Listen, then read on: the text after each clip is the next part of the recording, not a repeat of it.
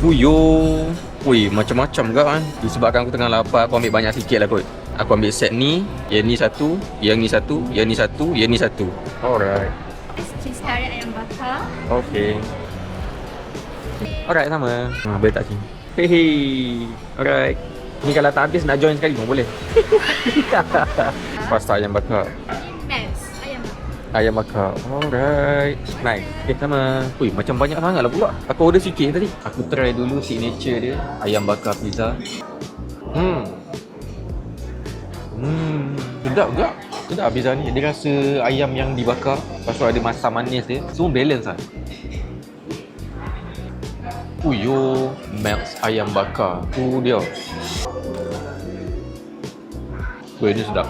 Dia punya kulit luar ni rangup. Dalam ada cheese, ayam, sayur dan macam-macam dia. Air Fanta. Macam ni rupa dia. Rangup juga. First time juga jumpa fresh dan rupa macam ni. Roti dengan sup. Sup dia memang sedap. Kalau tengah-tengah demam kan, makan sup dia ada selera terus. Oh, ni nampak macam best ke? Cheese tarik ayam bakar baked rice. Dalam dia ada nasi.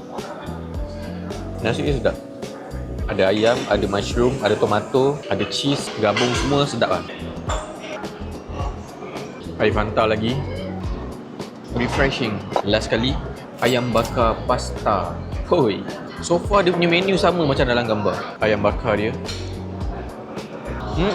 Pasta okey, sedap. Tak ada apa yang kurang. Tapi aku prefer yang pizza dia tu lah. Yang awal-awal tadi aku makan. Tu sedap gila. Air Fanta lagi habis kan? Alhamdulillah. Alright.